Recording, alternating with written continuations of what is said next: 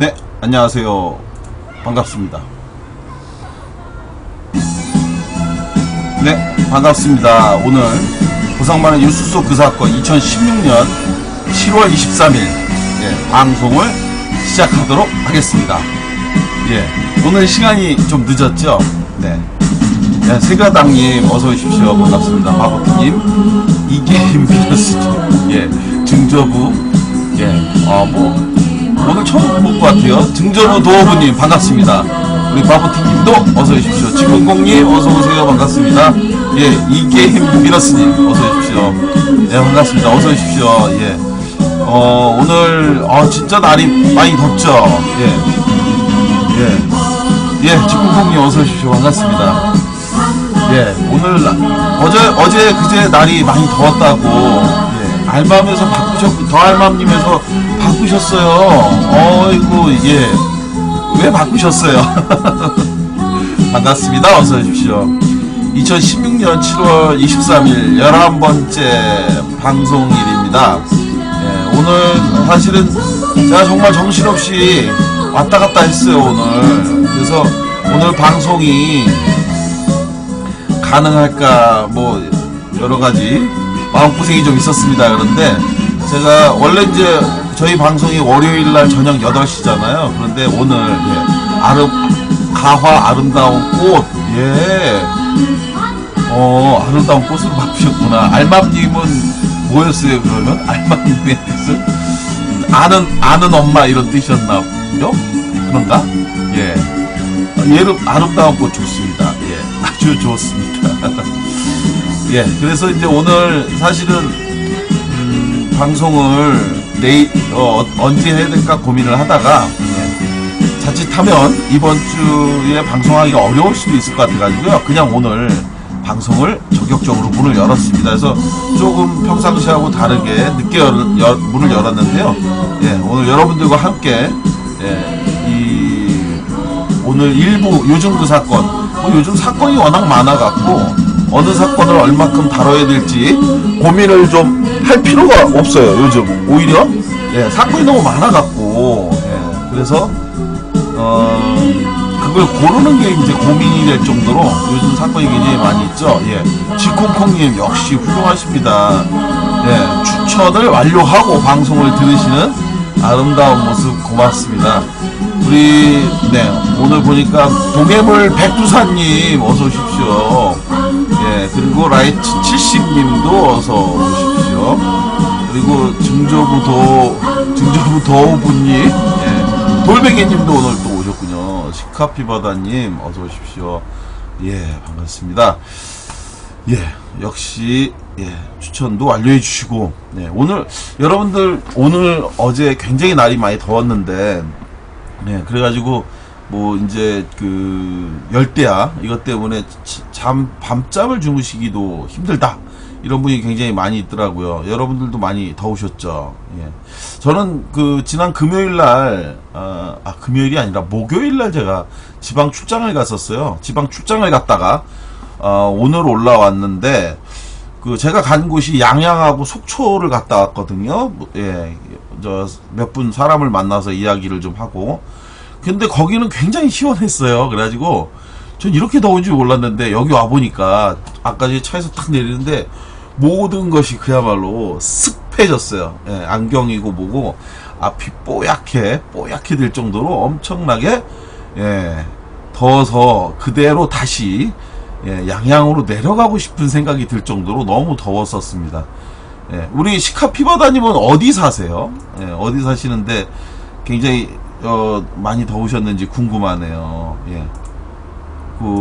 말씀해 주시면 좋겠고. 자, 지난번 방송에서 제가 방송 10회 기념 특집을 해서 고상망이 쏜다 해갖고 몇 분을 저희가 선정해갖고 그래서 별을 따다 구운 과자.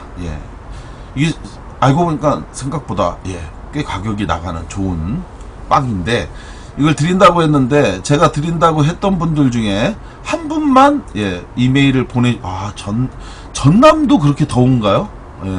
덥겠다. 남쪽이니까 많이 덥겠네요. 생각해보니까 그죠? 여기보다 더 덥죠? 그런데 이제 지금 보니까 7월 11일 방송을 가장 오래 보신, 예, 사자여 새벽을님만, 예, 저한테 택배를 받으실 수 있는 주소와 전화번호와 실명을 알려주셨고, 세 분은, 예, 우리 시카 피바다님도 이제 보니까 또 저한테 보내주시질 않았네. 예, 동해물 백두사님, 아유, 감사합니다. 감사합니다. 예, 별풍선 주셔서, 예, 오늘 감사하게 시작하도록 하겠습니다. 시카 피바다님도 이제 보니까는 저한테 안 보내주셨는데 왜 안 보내주시는지 모르겠어요. 예, 보내주시고 또, 예, 단열 0416님, 예, 그리고 냉열사이님, 그리고 또 지난번 방송에서 1위를, 예, 제 방송을 그러니까 방송을 가장 오래 보셨던 우리 고상만 짱님, 이분도 저한테 보내주셔야 되는데 안 보내주셨어요. 그래서 이분들은, 예, 제가 늘 말씀드렸던 그걸로, 예, 우리 사자여 새벽을님은 잘 받으셨나요? 예, 메일 안 들어왔어요. 시카피바다님. 다시 한 번만 그럼 보내주실래요? 제가 지금 다시 한번 제 이메일을 제가 정확하게 알려드리겠습니다. 쟤는 인권이에요, 인권. RIGHTS, rights, 예, 골뱅이, 한메일.net입니다. 그래서 그것으로 다시 한번 보내주시고, 예, 사자여 새벽님은 받으셨다고 하잖아요. 예, 시카피바다님, 아니, 왜 안 보내줬어? 하고 항의하지 마시고, 지금 요걸로 다시 한번, 예, 다시 한 번만 보내주세요. 라이츠11 골뱅이 한메일.net으로, 예, 실명, 그리고 주소, 전화번호 알려주시면 보내드리도록 하고, 예, 단열 0416님, 그리고 냉열사이님, 이 두 분도 반드시 저한테 알려주시면, 예, 저희가 준비한 별을 따다 구운 과자를 보내드리도록 하겠습니다. 자, 요즘 그 사건 관련해서 이야기를 좀 시작해 보도록 하겠습니다. 예. 아, 감사합니다. 예. 제가 메일 주소가 틀렸네요. 예, 틀렸을 겁니다. 예, 잘 확인해서 다시 보내주시면 제가 우리 협찬을 해주시는 별을 따다 구운 과자, 예, 이종기 사장님한테 정확하게 전달을 해서 여러분들한테, 예, 무공의 건강, 예, 빵인, 예, 별을 따다 구운 과자를, 예, 안전하게 보내드리도록 하고요. 자, 먼저 요즘 굉장히 우리 사회에 큰 이슈가 되고 있는 사건이 있죠. 예, 바로 송영선, 예, 새누리당 전 국회의원인 송영선 의원이 엄청난 발언을 해버렸어요. 혹시 그 방송 보셨는지 모르겠는데, 예, JTBC에서 하는 방송에 우리 친박연대 출신이죠. 예, 친박연대 출신이고 새누리당 국회의원을 지냈고 재선을 지낸 바로 그 송영선이라고 하는 전 새누리당 의원이 사드 배치와 관련해서 토론 프로에 나갔어요. JTBC에서 하는 밤샘 토론, 사드 배치, 한국 안보의 약일까라고 하는, 예, 그 토론에 나가서 정말 엄청난 발언을 했는데, 혹시 그 방송 다들 보셨나요? 예, 우리 지콩콩님, 맞아요, 충격 이랬는데, 호로간 메뚜기님 11억 거짓대 발언이라고 말씀하셨는데, 예, 우리 매니저님은 그런 얘기 안 해도 돼요. 예, 안녕하세요, 마건무제님. 예, 자, 송영선 의원이 이런 얘기를 했죠. 당시 사드 배치와 관련해서 한국 배치를 중국이 반대하는 것에 대해서 굉장히 적나라하게 얘기를 했는데요. 뭐라고 얘기했냐면, 중국이 가장 바라는 것은 한국과 북쪽을 다 자기들 영향권 속에 넣고 싶다. 어느 하나도 포기하기 싫은 거예요. 라고 하면서, 중국은 미국이 더 강한 영향력을 한국에 행사하는 걸 참을 수 없는 거죠. 라고 얘기했는데, 여기까지가 이제 그렇게 얘기할 수가 있었어요. 그런데, 정말, 저도 이제 토론 프로, 이 방송에 토론 프로를 저도 이제 한 100여 번 나갔었어요. 나갔는데 이제 여러분들 사실은 이제 방송을 시작하기 전에 이런 게 있습니다. 방송을 시작하기 전에, 담당 PD가 그런 얘기를 해요. 이제 이 토론에 참여하는 사람한테 한 사람씩 차례로 돌아가면서 방송하지 않도록 해달라고 이렇게 주문을 합니다. 적극적으로 좀 물어뜯어라. 예, 상대방이 얘기할 때 그냥 기다렸다가 하지 마시고 이렇게 좀 보다가 좀 늘어질 것 같으면 중간에 끼어들어서 막 물어뜯기도 하고 공격적으로도 좀 하기도 하고, 그래서 좀 이슈 파이팅을 좀 해달라, 이런 얘기를 실제로 요구를 많이 하거든요. 그래서 이제 저희들도 이제 하다가 너무 이제 이야기가 좀 한 사람이 꼭 이야기 길게 하는 사람이 또 있어요. 그러면 그런 사람을 좀 물어뜯어라 라고 이렇게 뒤에서 표시도 하고 이렇게 하는데, 아무래도 이렇게 좀 파이터, 좀 잘 싸우고 세게 싸우고 막 이래가지고 좀 시끌시끌해지면 사람들이 그런 사람을 좋아하니까 그 다음에도 이제 섭외하고 이런 게 좀 있는데, 아마 송영선 의원도 당일날 이런 그 분위기에 휩싸인 것 같아요. 그러다 물론 뭐 이 사람이 좀 세게 평상시에도 얘기하는 게 그런 스타일이기도 했지만 아마 이때는 그런 것이 좀 더 강하지 않았나. 그래서 이런 발언을 했죠. 과거 자기들이 청나라 시대 때까지의 사고방식을 지금도 그대로 갖고 있는 거다. 즉 우리를 지배했던 과거에 이제 그 청나라가, 명나라가, 원나라가, 저 조선을, 고려를, 이렇게 이제 지배했던 그런 관점을 여전히 갖고 있다. 그러면서 이야기를 했는데, 여기서 이제 엄청난 발언을 한 거죠. 어디 감히, 저는 정말 열받는 게, 20년 전 11억 거짓대들이 어디 겁도 없이 우리 한국에, 이런 표현을 했어요. 11억 거짓대들이 어디 겁도 없이라고 얘기를 했는데, 이게 이제 지금이 이제 중국이 한 16억 뭐 왔다 갔다 하잖아요. 근데 중국은 정확하게 몇 명이 있는지 중국 자기네 나라도 알 수가 없다 그래요. 소수민족도 많고 땅도 워낙 거대하고 또 밀림, 원시림 쪽에 있는 사람들도 많고, 그래서 자기네들이 인구를 측정할 때 측정하는 동안에도 죽고 사는 사람들이 너무 많다 보니까 정확하게 우리나라는 이제 보면은 인구 숫자가 정확하게 그 끝자리 숫자까지 데이터가 지금 나오고 있거든요. 그런데 중국은 그게 불가능한 나라예요. 그러다 보니까 뭐 약 지금 한 16억 정도로 이제 추산하고 있는데, 아마 이제 11억이니까 이게 아마 좀 굉장히 오래전 얘기를 하는 것 같은데, 이때 당시에 11억 거짓대들이 어디 겁도 없이 우리 한국에라고 하면서 이 중국인들을 폄하하는 발언을 했는데, 그래서 실제로 이 당시에도 사회자가 굉장히 깜짝 놀래거든요. 근데 이날 이제 송영선 의원이 나간 날 김광진 의원이 또 같이 파트너로 나갔는데, 김광진 의원이 그 말을 듣고 깜짝 놀라는 모습이 화면에 잡혀갖고, 그래서 사람들이 이슈가 되기도 했었죠. 이때 이 이슈도 되고 그랬었는데, 사회자가 깜짝 놀라서 그렇게 얘기하시면 이게 외교적 문제로 비화될 가능성이 있으니까 말씀을 삼가하셔야 된다, 조심하셔라 하고 이제 제지를 했습니다. 그랬는데도 송영선 이 사람은 뭐 이 사람 이제 뭐 굉장히 여러 가지 뭐 문제가 많죠. 예를 들어서 이 얼마 전에도 제가 방송에서 이야기했던 것처럼 일본 자위대 창설 기념 행사, 이거와 관련해서도 송영선은 대한민국에서 왜 일본이 자위대 행사를 하느냐라고 하면서 저희가 이제 비판했지 않습니까?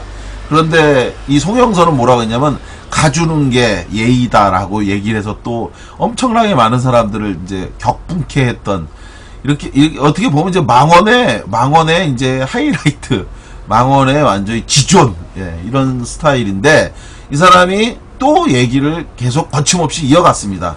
지금 경제 성장이 됐다고 해서 한국을 자기에게 상대도 안 되는 국가로 생각하고 뭐 이렇게 얘기를 해요. 내정 간섭까지 하면서 이래라 저래라, 심지어 사드를 찬성하는 정치인은 중국에 못 오도록 한다. 이게 신형대국의 모습인가? 제가 보기엔 너무 쪼잔한 거예요 라고 얘기를 하거든요. 근데 예전에도 또 이 얘기를 가지고 또 얘기도 많이 했었는데, 송영선 의원이 좀 정서적으로 좀 특이한 스타일이에요. 정치인이고 재선까지 지냈고 그랬으면 좀 정제된 발언을 좀 해야 되는데, 그냥 뭐랄까요, 좀 너무 그냥 거침이 없다고 얘기하면 너무 좋은 표현이고, 좀 그 뒤에 다가올 여러 가지 후과 문제를 정치적으로 좀 판단하는 능력이 좀 떨어진다고 해야 될까?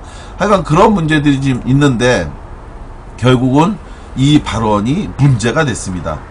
엄청난 문제가 됐는데, 저가 이제 이 이야기를 들었던 것은 언제 들었냐면, 이 발언이 있고 난 다음에 지난 목요일, 수요일인가? 그렇습니다. 수요일쯤에 저하고 가까운 대학 선배가 한 분 계신데, 이분이 이제 독일하고 중국을 오가면서 무역을 하는 분이에요. 그래서 거기 가서 박람회에 가서 전시장에 가서 이제 물건을 사람들한테 소개하고 계약을 받아서 그래가지고 물품을 이제 생산해서 수출을 하는 그런 일을 하는 선배인데, 갑자기 이분이 저한테 카톡으로 바쁘냐, 지금 뭐 좀 얘기 좀 할 수 있냐, 이렇게 묻더라고요.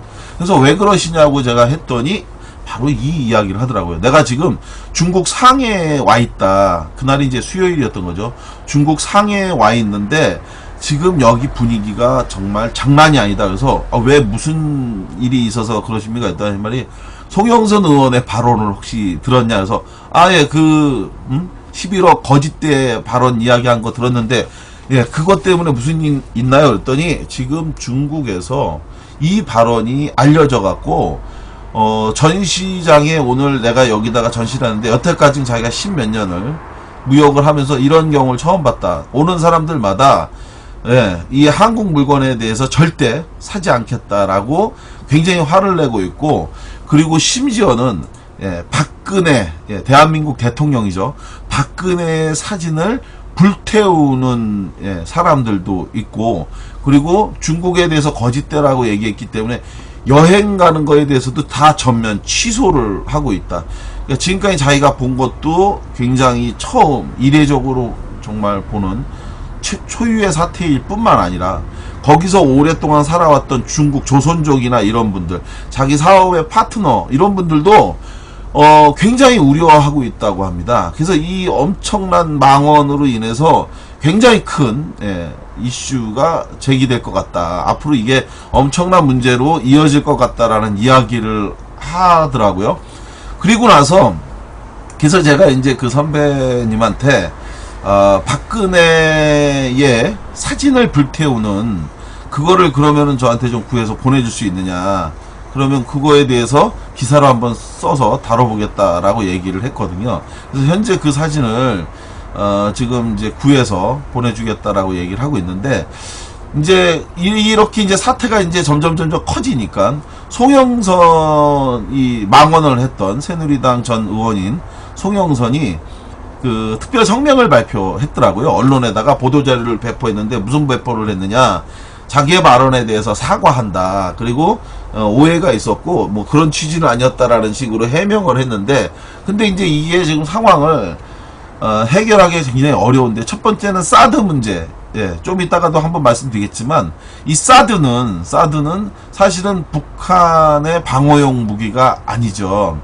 예, 북한하고는 사실상 관련도 없고 중국과 러시아, 특히 중국을 겨냥한 무기잖아요. 그리고 실제로 그 사드의 레이저, 그러니까 그 전자파, 사드의 포대가 하는 일은 그 중국이나 또 뭐 말은 이제 북한의 뭐 핵탄두, 탄도미사일을 이제 측정한다고 하는데 실제로는 중국이 더 우선된 이야기죠. 중국의 핵무기를 갖다가 그 부대의 위치 현황을 계속 파악하기 위해서 이 전자파를 초극단파 이거를 이제 쏴서 그 부대의 현황을 측정하는 게 이제 진짜 목적이거든요. 그런 상황이기 때문에 이것이 나중에 전쟁으로 이어질 경우에 그 중국은 일방적으로 당하는 거죠. 예, 중국에서 날린 그 예를 들어 그러니까 만약에 미국하고 중국이 싸움이 났다. 그러면 중국에서 날린 탄도미사일은 우리나라에서 쏜 사드로 인해서 그것이 공중 폭파가 되고, 그리고 미국에서 쏜 것은 그대로 베이징을 공격하는 뭐 이런 상태니까 자기네들이 볼 때는 엄청난 두려움과 공포인데, 그것을 한국이 하고 있다는 것도 정말 그 나라 입장에서는 이건 뭐 적국이죠. 적국으로 보이는 건데, 그런 상황 하에서 이런 망언까지 또 겹치니까 이게 지금 우리나라의 SNS라고 할 수 있는 중국의 그런 그 사회 이 관계망 서비스를 통해서 10대, 20대 초반의 청년들한테 이게 엄청나게 퍼져나가고 있답니다. 그래서 굉장히 많은 분노가 지금 들끓어 오르고, 그리고 한국산 화장품과 드라마를 사지 말아야 된다라고 하는 한국 제품 불매 운동으로 굉장히 극대화되고 있는데, 이 문제를 해결하는 데 있어서 굉장히 어려움이 앞으로 클 것 같습니다. 쉽게 가라앉기 어렵고 사드 문제 하나만으로도 해결하기 어려운 판국에 이 송영선의 발언은 정말 엄청난 파국을 일으킬 것 같고요. 특히나 이 송영선은 아까 말씀드린 것처럼 방송에서 이렇게 극단적인 이야기를 하게 된 가장 결정적인 이유는 본인이 정치적으로 굉장히 어려운 상황에 있지 않습니까? 2012년도 대선 당시에 모 사업가에게 자기가 이 박근혜 정부가 출범하면 국방부 장관 내지는 못해도 차관은 할 거다. 그러니 자기에게 이렇게 정치적 후원금을 주면 자기가 나중에 돕겠다. 이런 그 사업가한테 제안을 했다가 이게 이제 폭로가 되면서 새누리당에서 당시에 제명을 당했어요. 그래서 현재는 이러저러한 정당 당적도 없고, 그리고 사안이 굉장히 중대하기 때문에 쉽지 않은 상황이거든요. 그러니까 이제 자기의 관심을 극대화시키기 위해서 굉장히 무리한 상황을 벌인 거죠. 이런 문제가 결국은 앞으로 상당히 어려운 문제로 야기될 것 같습니다. 명주소나무님 감사합니다. 예, 우리 사자여 새벽을님, 예, 평소 생각이 그런 거겠죠. 말실수겠어요. 예, 제가 볼 때는 평소 생각도 아니고 저것도 아니고요. 이 송영선은 아무 생각이 없다고 좀 봅니다. 근데 이날 주제가, 예, 이날 주제가 그거니까 또 한번 뛰어봐야 되겠다라고 생각해갖고 그냥 아무 생각 없이 한마디 했다고 저는 봐요. 사실은. 예. 뭐 평소 생각이고 뭐 제가 이제 송영선 의원 이러저러한 걸 많이 봤는데, 예, 상당히 어려운 사람입니다, 진짜. 근데 이런 사람을 불러서 방송을 했다는 것 자체가 문제가 되겠고요. 예, 우리 예, 진보라님이신가요? 예, 진보라 07님, 예, 87번째 팬클럽에 가입해 주셔서 진심으로 감사드립니다. 그리고 명주소나무님, 예, 감사드립니다. 고맙습니다. 우리 진보라 07님, 예, 좋은 방송으로 보답하도록 하겠습니다. 자, 이런 상황에서 앞으로 이 사드 문제나 이런 것들을 어떻게 해결해야 될지 지켜봐야 되는데, 정말 어려운 일은 계속되지 않을까 이런 생각이 들고요. 자, 또 한 가지 우리를 분노케 하는 사건이 하나 있었죠. 예. 이 문제를 사실은 이제 저는 박근혜 정부가 참 답답하고 한심한 게 사실은 중대한 어떤 역사적 문제 있잖아요. 사드 문제도 마찬가지고, 예. 사드 문제도 사실은 저는 이 문제를 진짜 해결해야 될 의지가 있고, 이것이 정말 안보상의 문제라고 한다면요, 지금과 같은 방식으로 문제를 해결해서는 안 됩니다. 과거에 저희가 이제 97년도 IMF 사태가 터졌을 때, 당시에 IMF에서는, 예, 그때 깡드신가요? 예, IMF 총재가 돈을 국가가 IMF 국제 구조금융 여기서 돈을 빌릴 때 현직 대통령이었던 YS뿐만 아니라 당시 유력 대통령 후보였던 여야 대통령 후보들을 전부 다 불러서 그 사람들에게도 각서를 썼어요. 이행 조건을 충실히 하겠다라고 하는. 저는 사드 문제가 거의 그 정도 수준에 준하는 중대한 사안이다. 그래서 이것이 왜냐면 이게 지금 사드가 빠른 시간 내에 이게 된다 할지라도 이건 사실은 내년 연말께나 될까 말까 한 사안이에요. 근데 내년 연말이면 뭡니까? 바로 대통령 선거가 있거든요. 대통령 선거 때 이게 공약사항으로 제기가 안 되겠습니까? 예, 여야당에서 특히나 경북 지역에서 이 문제를 가지고 가서, 예, 어떤 얘기를 하겠어요? 성주 지역 같은 경우에서도 특히 또 성주 지역과 가까운 어떤 칠곡이라든지 그 주변부 경북 지역에서 이제 점차적으로 이 문제에 대한 문제인식을 갖는다는 거예요. 이 전자파가 단순히 그 동네에만 이렇게 국한된 게 아니라 사방 40km 정도의 영향을 행사한다라고 하는 것들이 이제 조금씩 이제 알려지게 되면서 이 문제가 단순히 성주만의 문제가 아니다라는 인식을 갖고 있어요. 그래서 지금 현재 보면은 이 사드 문제와 관련해서 경상북도는 분명 그 주민들, 이 경상북도의 도민들은 다음 대통령 선거 때 여야 의원들을 막론하고 전부 다 이 문제 제기를 할 겁니다. 예. 사드 배치와 관련한 이거 안 하겠습니까? 바보가 아닌 이상. 그렇게 됐을 때 이 문제는 제대로 정책적으로 이게 제대로 갈 수가 없어요. 그러니까 결국은 생기는 건 하나도 없이, 예, 어쩌면 이게 엄청난 국가적 혼란만 야기시키고 끝날 수도 있는 사안이다. 전 그렇게 생각을 하고 있어요. 이 문제에 대해서 제대로 된 토론도 없고 합의도 없고 또 국민적인 아니면 그 현장 지역에 대한 논의도 없이 이런 식으로 밀어붙이기가 과연 가능하겠느냐. 박근혜는 아직도 자기 아버지 시대에 머물러 있다는 생각도 들어요. 아버지가 18년간 나라를 자기 멋대로, 헌법도 자기 멋대로 바꾸고, 대통령 선거도 자기 멋대로 바꾸고, 그리고 직선제도 간선제로 바꾸고, 그걸 반대하면 그런 국민들은 잡아가두고 의문사시키고 납치하고 간첩으로 조작하고, 그 시대에 아직도 머물러 있는 거다 박근혜가. 그러지 않고서는 이런 식으로 문제를 풀어갈 수가 없어요. 지금 이 시대가 그런 게 통하거나 용납되는 게 아니지 않습니까? 지금 성주의 그 사람들도 누구보다도 사실은 박근혜 지지하였잖아요. 7%인가요? 6%인가 7%가 지난 대선에서 박근혜를 지지했다고 말씀드렸지 않습니까? 근데 그런 사람들도 지금 용납을 못하는 거예요. 만약에 이것이 호남 지역으로 결정됐다고 하면 제가 볼 땐 전남북과 광주가 다 들고 일어났을 것 같아요. 제가 볼 때. 그런데 이제 경북은, 대구 경북은 아주 뭐 군이 성주 이쪽은 이제 아주 보수적인, 보수라고 얘기할 것도 없고 그냥 박정희 광팬 지역이라고 얘기할 수도 있죠. 그런 지역에서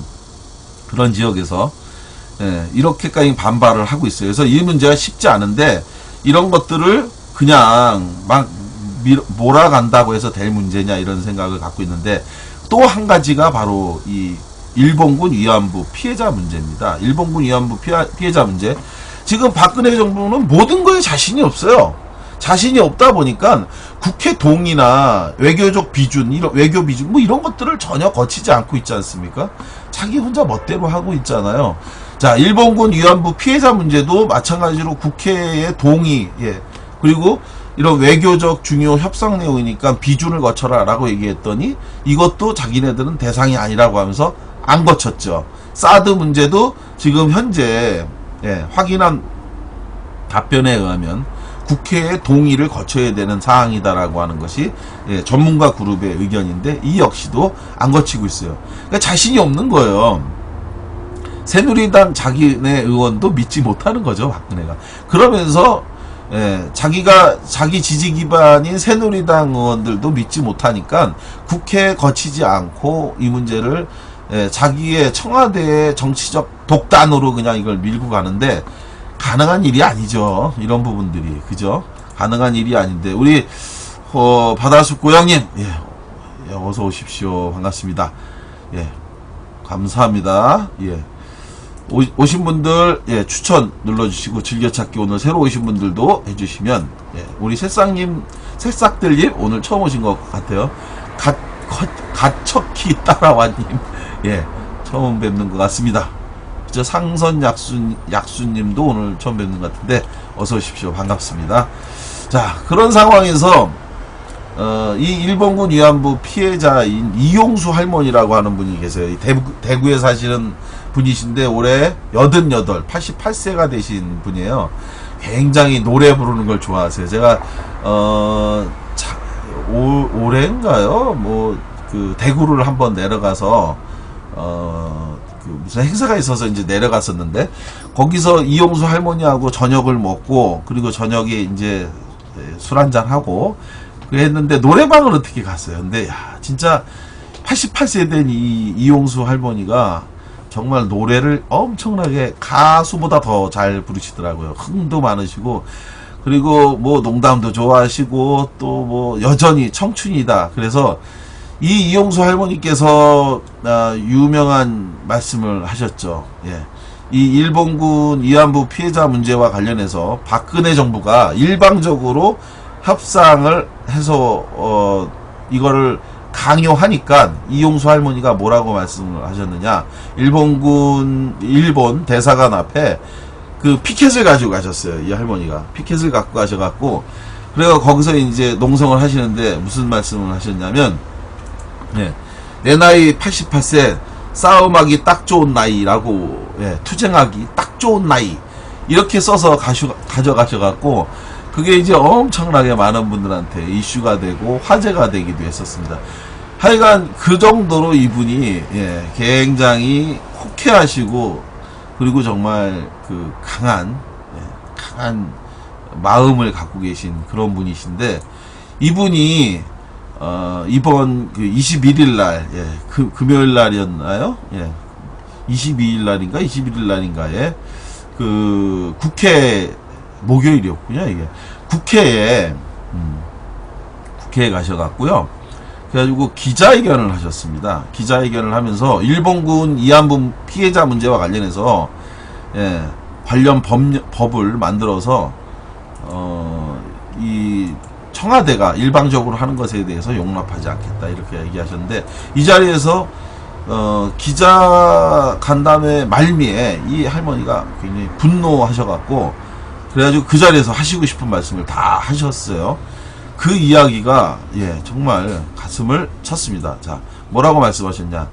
대통령을 뽑아놨으면 국민을 사랑하고 역사를 알고 해야 하는데 이거는 아무것도 아니고 지 마음대로예요. 마음대로라고 하면서 말씀을 꺼내셨는데요.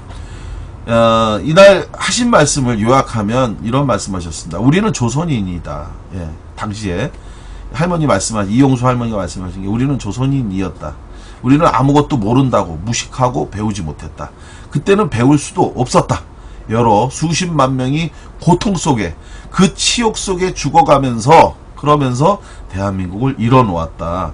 역대 대통령들은 위안부 이야기를 못 꺼냈지만 박근혜가 끄집어냈다며 울분을 쏟아냈다. 이어 대통령은 국모다. 예, 대통령은 국모다. 국모면, 예, 국모라고 하는 게 이제 나라의 어머니 뭐 이런 거죠. 예전에 명성황후 그때 유행했던 나는 조선의 국모다 이런 얘기 했잖아요. 그런 국모인데, 국모면 백성을 다스리고 국민을 사랑해야 하는데 무식하다고 모른다고 우리는 재단이 필요한 게 아니다. 예, 이게 바로 일본이 10억 엔을 줘서 그걸로 이제 재단을 만들겠다고 하는 그거잖아요. 이거에 대해서 이제 이용수 할머니가 반발하신 겁니다. 우리는 재단이 필요한 게 아니다. 무슨 재단이 필요한가? 피해자는 한 마음이다. 공식적으로 일본에게 사죄받고 배상받아야 하는 것을 받고 하자는 것이다 라고 하셨어요.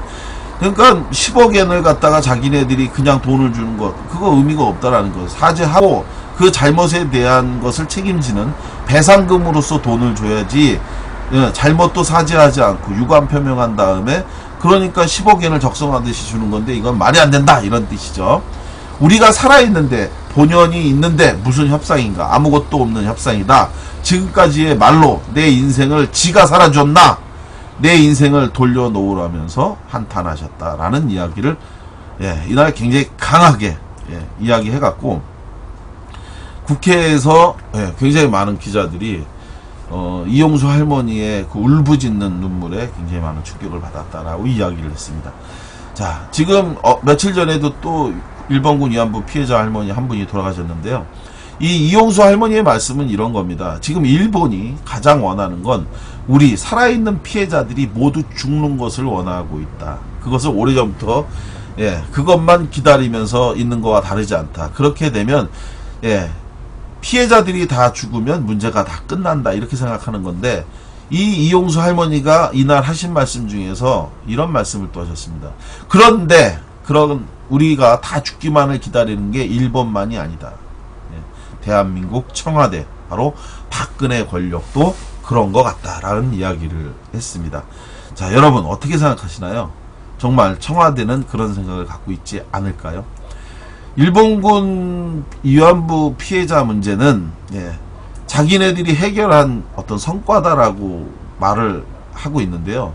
그건 정말 터무니없는 이야기입니다. 해결할 수 없으면 가만 놔두는 것이 더 나은 일이죠. 누구도 원하지 않는 일이었습니다. 누구도 고맙다고 이야기하지 않고 있습니다. 정작 급했던 것은 누구였을까요? 예. 지금 사드 문제 일맥상통하고 있는 거거든요. 일본 자위대가 평화군에서, 자위대에서 일본 국군으로 바뀐다고 하는 문제에 자신감을 얻은 것, 어떤 이유일까요? 이 모든 것이 다 바로 일본군 위안부 문제, 예, 이 문제에 있습니다. 중국도 일본군 위안부 문제에 대해서 합의 보지 않았습니다. 어느 나라도, 예, 우리나라처럼, 예, 다른 아시아 국가 여러 나라가 일본군에 의한 위안부 피해자 문제를 받고 있었습니다. 받고 있고요. 그런데 이 문제에 대해서 누구도 우리나라처럼 해결한 나라 한 군데도 없습니다. 왜 대한민국은 그때나 지금이나 이런 바보 같은 일을 자꾸 반복하고 있을까요? 네. 우리 김대중 정부 때, 그리고 노무현 정부 때 명확하고 분명하게 일본에 메시지를 줬습니다. 예, 용납하지 않겠다. 그리고 일본에게 사과를 구걸하지 않겠다. 일본 스스로가 사과할 때까지 그것이 언제가 되든 우리는 우리의 일관된 주장을 가져가겠다라고 했습니다. 그런데 이명박 정부 들어와서 독도 문제에 대해서 논란과 논란이 있었지만 진실은 뭐였습니까? 기다려달라라고 했습니다. 일본 독도를 교과서에, 역사 교과서에 자기네 땅이라고 등재하게 이렇게 싫겠다고 얘기하니까 지금은 곤란하다. 기다려달라. 이게 이제 이명박이었고요. 마침내 일본군 위안부 문제에 대해서도 박근혜가 이 문제를 자기네 식대로 이른바 야합을 통해 해결을 하려고 하고 있습니다. 해결되지 않았습니다. 끝나지 않았고요. 끝날 수 없는 일입니다. 국회 비준 없이, 동의 없이 안 되는 일입니다. 여기는 대한민국이 공화국이에요. 그리고 국회가 실질적인 권력을 갖고 있는 나라죠. 행정부가 일방적으로 그렇게 할 수가 없어요. 입법부, 국회 비준과 동의가 없이 어느 것도 될 수 없는 것이 분명한 사실이고요. 그런 상황에서 박근혜 정부가 그렇게 끌고 간다는 거 동의할 수 없는 일입니다. 자, 이런 상황에서 더 기가 막힌 일 있죠. 우리나라가 이제 뻑하면 이제 안보 문제 가지고 이야기를 하고 있잖아요. 안보 문제 이야기하고 있는데, 안보 문제에서 정말 어처구니 없는 일이 또 하나가 터졌어요. 이 이야기를 하고 넘어가지 않을 수 없습니다. 우리 보시면, 우리 바다숲 고양님, 어서 오시고요. 그리고 우리 함께 맞는 비님 처음 뵙겠습니다라고 하셨어요. 어서 오십시오. 처음 뵙나요? 저희 오늘부터 좋은 관계로 자주 뵙도록 하겠습니다. 그리고 우리 조사관님 응원합니다라고 하셨어요. 아마 제가 했던 방송을 들으셨던 것 같아요. 그런가요? 감사합니다. 우리 오늘 추천도 들어오신 분들 함께 눌러주시면 감사하고요.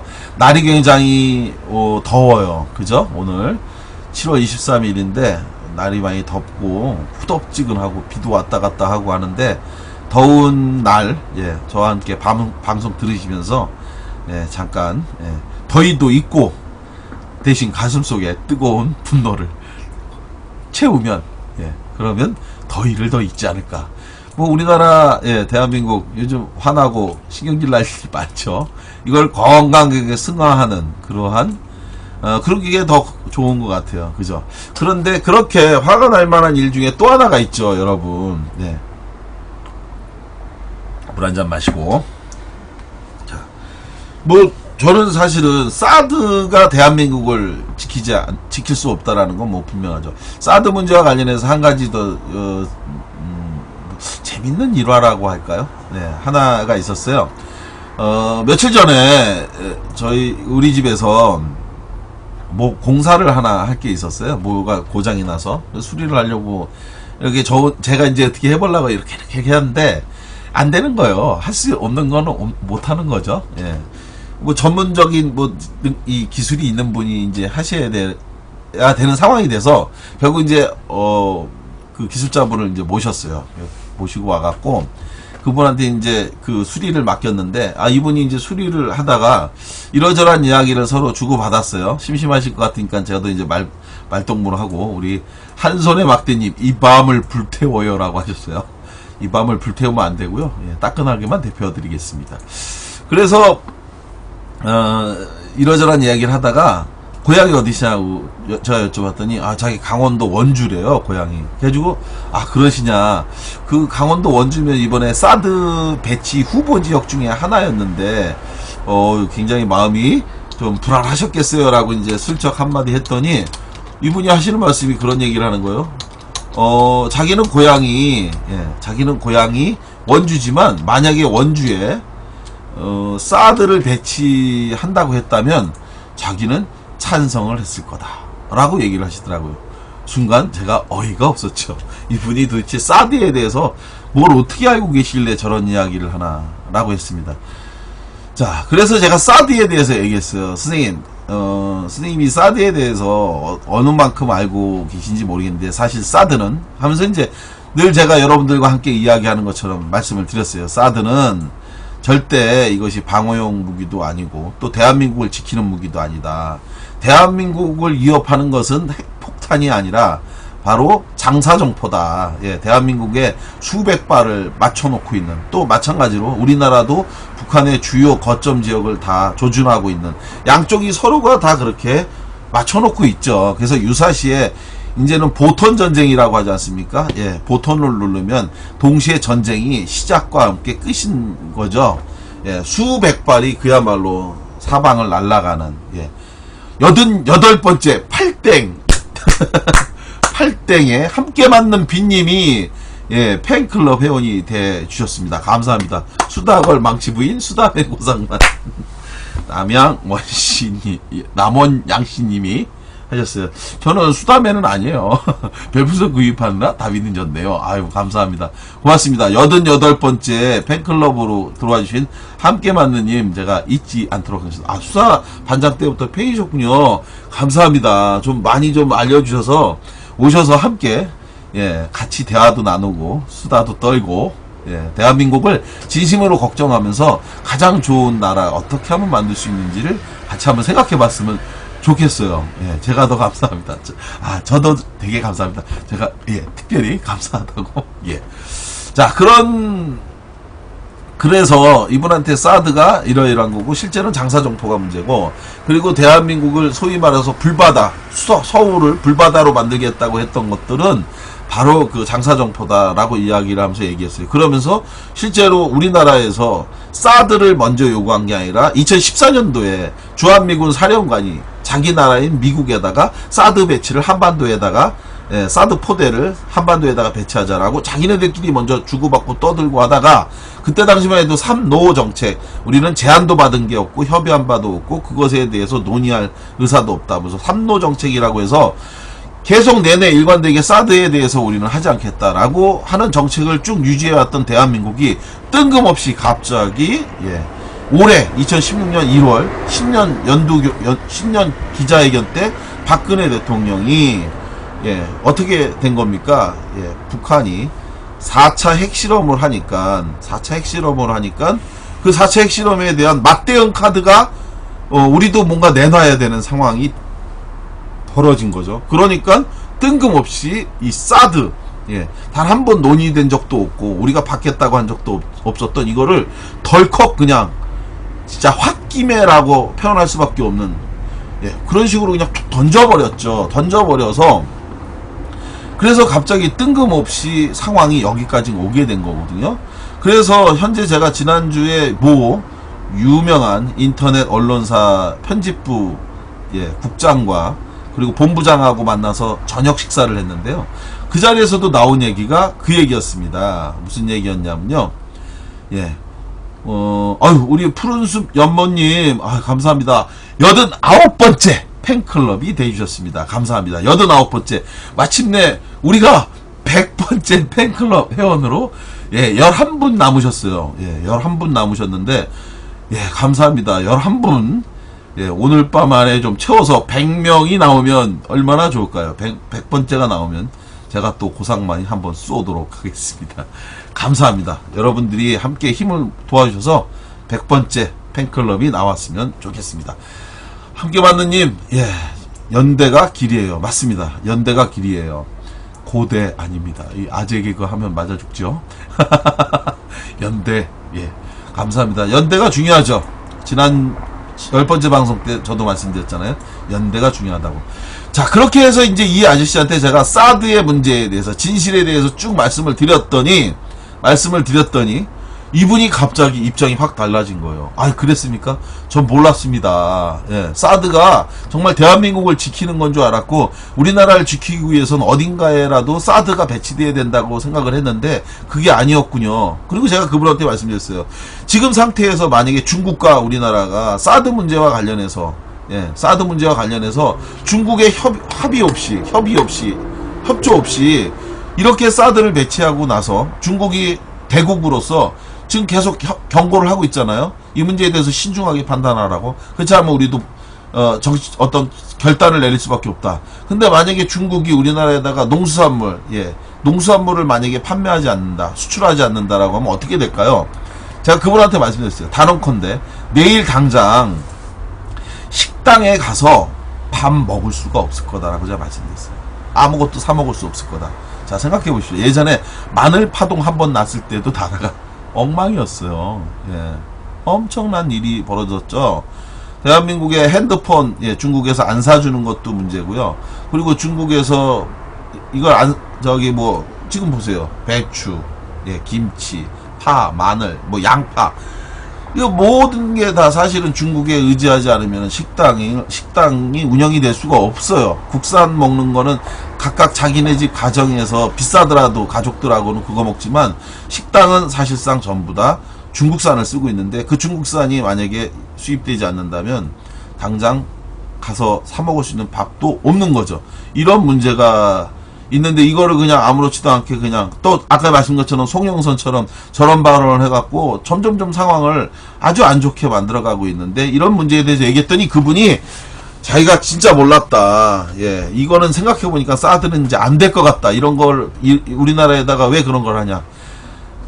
그리고 또 한 가지 말씀드렸어요. 전쟁이 날 수 없다라는 걸 누가 가장 잘하냐. 저는 분명히 말씀드립니다. 저는 국방위원회 한 2년 1개월 일하면서 국방 문제에 대해서도 내부를 들여다볼 수 있는 기회도 있었고 또 했는데, 저는 우리나라가 북한보다 10배가 넘는 국방비를 쓰고 있어요. 국방 예산을 쓰고 있어요. 그렇게 쓴 지가 30년 가까이 되고 있습니다. 그런데 여전히 우리가 북을 이기지 못하는 것도 너무 한심스러운데, 그것이 왜 그러냐, 그 이유는 잠시 후에 제가 설명을 드리도록 하고요. 그런데 저는 정말 우리가 전쟁이 나지 않는 가장 진짜 이유는 뭐냐면요, 중국의 도움 없이 북한은 독자적으로 전쟁을 할 수가 없습니다. 이유가 뭘까요? 허락을 주고 안 주고 그런 게 아니에요. 중국이 허락 안 한다고 전쟁 안 하겠습니까? 그리고 허락한다고 상황 안 되는 전쟁을 하겠습니까? 그런 거 아니거든요. 진짜 이유는요, 기름의 문제예요. 휘발유. 비행기든 탱크든 차든 뭐든 기름이 있어야 움직이고 돌릴 거 아니에요. 그런데 북한에다가 이 기름, 휘발유를 주는 나라는 중국밖에 없거든요. 지금 전 세계에서. 그 기름을 갖다가 팔질 않아요. 다른 나라는. 이 제재 때문에. 그러기 때문에 이 중국이 이 휘발유를 북한에다가 주질 않는 거예요. 약 석 달치, 90일 정도의 기름이 있어야 전쟁을 할 수가 있는데, 그런데 45일치인가 30일치밖에 주지를 않는다. 즉, 전쟁을 독자적으로 할 수 없도록 막는 역할을 중국이 하고 있는 거거든요. 그런데 그런 중국하고 우리가 관계가 나빠지고 소원해진다. 누구의 이익이겠습니까? 그러니까 바로 북한이 미사일을 날린 게 바로 그거예요. 이 얼마 전에 우리 사드 문제 때문에 난리 버거지를 폈을 때 보란듯이 또 4발 쐈잖아요. 제가 그날 페이스북에다가도 썼어요. 자, 북한이 왜 이 상황에서 사드 배치를 정말로 북한이 싫어한다면 그러면은 미쳤습니까? 미사일을 날려서 보란듯이. 그러니까 봐라, 저렇게 미사일 날리는데 사드 반대할래? 이런 분위기가 될 거 아니에요. 근데 북한은 손해볼 게 없다라고 생각한 거죠. 왜냐? 자기네하고 상관없는 사드니까. 그런데 이것이 중국하고 대한민국이 관계가 점점 나빠질수록 자기네들한테 불리한 게 없는 거예요. 그러니까 미사일 날린 거죠. 저는 우리가 중국하고 또 러시아하고 그리고 대한민국이 이렇게 외교적으로, 군사적으로, 안보적으로 불안하게 되는 것 자체가 엄청난 위기다라고 저는 생각을 하고 있습니다. 이분은 아이디가 중국놈이라고 하는 분이 있네요. 이런 엄청난 분이 있으신가? 지금 중국놈이라고, 중국분이라고 하셔야지 안 됩니다. 자, 그런 상황이기 때문에 이런 얘기를 이제 쭉 드렸더니 그 수리하시던 분이 자기가 정말 오늘 굉장히 많은 걸 새로 배워갔다. 그리고 지금까지 자기는 박근혜를 엄청 지지했는데 박근혜에 대해서 정말 다시 한번 생각하는 계기가 됐다. 너무 고맙다. 이런 이야기를 하면서 가셨어요. 그런 식으로 우리가 설득을 해야 되겠죠. 자, 설득을 하는데, 자, 안보 문제와 관련해서 그렇게 중요하다고 여기면서 사드 배치가 반드시 필요하다고 하는 이 박근혜 정부에서 또 엄청난 일이 벌어졌습니다. 자, 10,000원짜리 USB를 96만원인가에 사는, 예, 엄청난 방산비리, 예.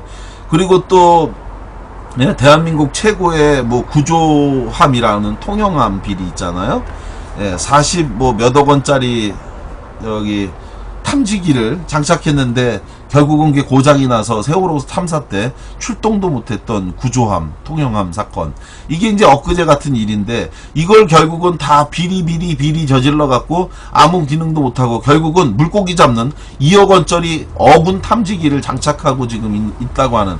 그러니까 우리가 10배 이상의 군사 예산을 쓰고도, 국방 예산을 쓰고도 북한을 이기지 못하는 이유가 저는 바로 이거다. 우리가 돈이 부족해서, 전력이 부족해서가 아니라 눈먼 돈인 거예요. 국방 예산을 가지고 엄청나게 다 뜯어먹는 거죠.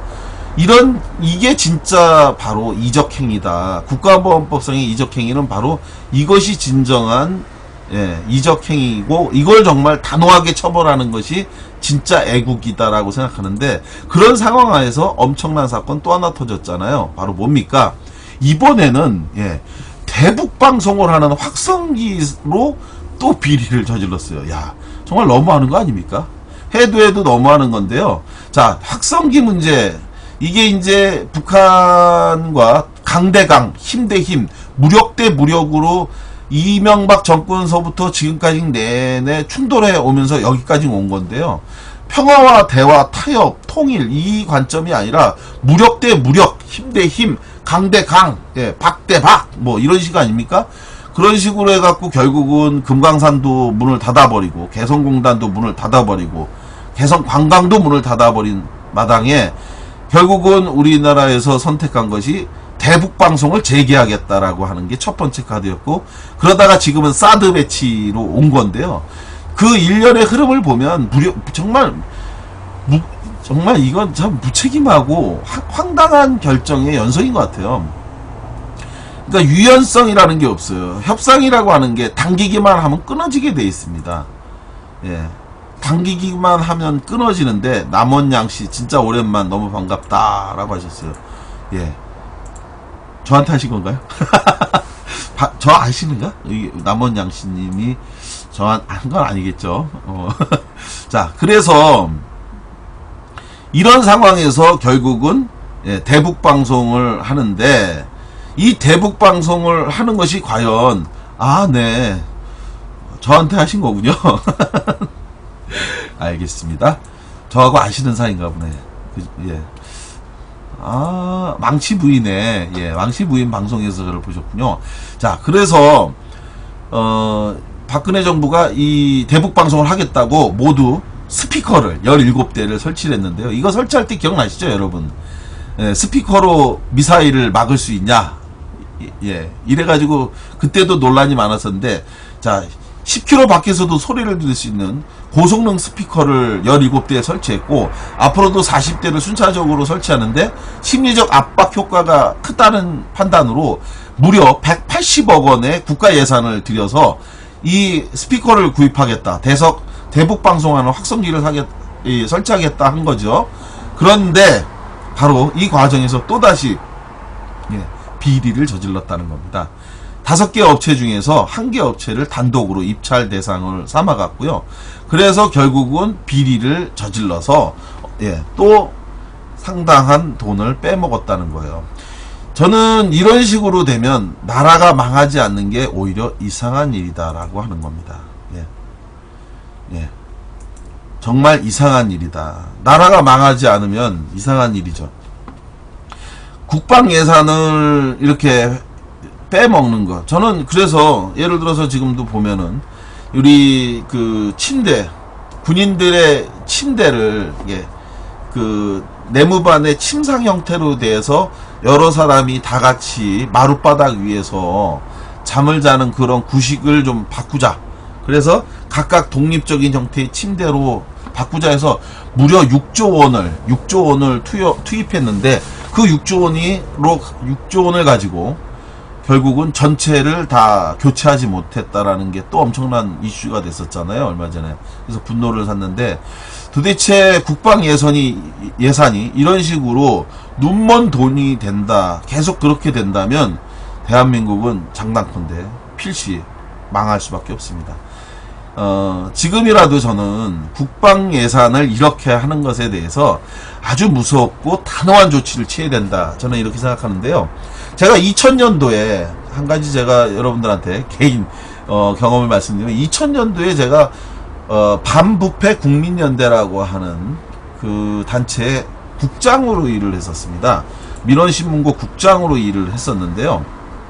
예, 우리 함께 맞는 비님, 세월호 조사에는 100억 원도 그리 아깝다더니 예, 답이 없는 비리공화국, 분노공화국 일부러 하는가? 일부러 한다. 예, 맞습니다. 앞에도 안녕님 예, 일부러 한다고 저는 생각을 해요. 왜냐? 아무 문제 없고요. 그리고 각자 해먹는 거거든요. 한번 이 해먹는 비리 구조는요, 걸릴 때까지 하게 돼 있습니다. 예, 걸릴 때까지 계속 하는 거예요. 그게 문제입니다. 우리 방송 듣는 분 중에 아직 그 추천 눌러주시지 않은 분, 예, 추천 많이 눌러주시고요. 예, 많이 눌러주셔야 여러분들하고 방송을 오래오래 할 수가 있습니다. 예, 늘 감사하게 생각을 하고요. 그때 반부패국민연대 국장을 할 때 중국에서 당시에 부패 비리 사범에 대한 아주 엄정한 처벌을 공직자들한테 준다고 하면서 이른바 부패 비리 박물관을, 그러니까 박람회를 했었어요. 중국 베이징에서. 그런데 그때 어떻게 돼 있었냐면요. 베이징에 그 부패 박람회, 그 박람회, 예, 이거를 하면서 전국에 있는 모든 일정한 직위의 공직자 부인들을 다 초대를 했대요. 예, 초대를 했는데 처음에 그 박람회에 들어가는 입구에 들어서면은 이런 포스터가 있었답니다. 여기가 병원 근처다 보니까 사이렌 소리가 들릴 거예요, 여러분. 예, 이 소리는 왜 이렇게 오늘따라 길게 사이렌을 울리고 가는지 이해할 수가 없어요. 자, 예쁘게 봐주세요. 그때 박람회를 하면서 처음에 딱 들어갈 때 거대한 사람들의 사진을 쭉 걸어놨답니다. 그 사진은 뭐였냐면요, 바로 부패 비리로, 중국 잘 아시죠? 비리 저지르면 사형 내리는 거. 예, 바로 그 사형당한 고위공직자들의 초상화였다고 합니다. 들어갔을 때 이렇게 그 고위공직자 중에 부패 비리를 저질러서 사형을 당한 사람들의 사진을 들어가는 입구에다가 쭉 걸어놨고요. 그리고 두 번째 칸에 갔을 땐 바로 그 사형당한 고위공직자의 부인들이 울면서 하소연하는, 예, 이야기하는 거를 비디오로 보여주고 있었다고 합니다. 거기에 뭐라고 나왔냐? 다시는 저와 같이 불행한 부인이 나오지 않기를 바랍니다. 남편이 비리를 저지를 때 여러분이 안 된다고 말려주십시오. 그래야 저처럼 남편을 잃지 않고 슬픔에 빠지지 않고 그리고 조국을 배반하는 일이 없을 겁니다. 그것을, 예, 전국에 있는 모든 공직자의 부인들에게 보여줬다고 하는데요. 그것이 전 그때 당시 들으면서 너무 심하다라는 생각을 했었습니다. 그런데 여하간 정말로 우리 대한민국도 정말 이게 언제까지 이렇게 갈 수는 없어요. 이렇게 돼서도 안 되는 문제고, 그래서 반드시 이 문제에 대해서 개선을 해야 된다. 예, 혁신적인 게 선언만의 이런 것이 아니고요. 방산비리 문제는요, 특히 대한민국에서 국가보안법으로 엄한 사람들 자꾸 잡아가두고 고문하고 조작해갖고 독재 권력만 유지하는 그런 걸로 쓰지 마시고, 진짜 이적행위, 진짜 국가보안법 사범은 바로 이런 방산비리 사범이라는 점 분명히 말씀을 드리고 싶습니다. 예, 1부 방송 여기서 끊고 곧바로 2부 방송 이어가도록 하겠습니다. 잠시 후 바로 시작하겠습니다. 고맙습니다.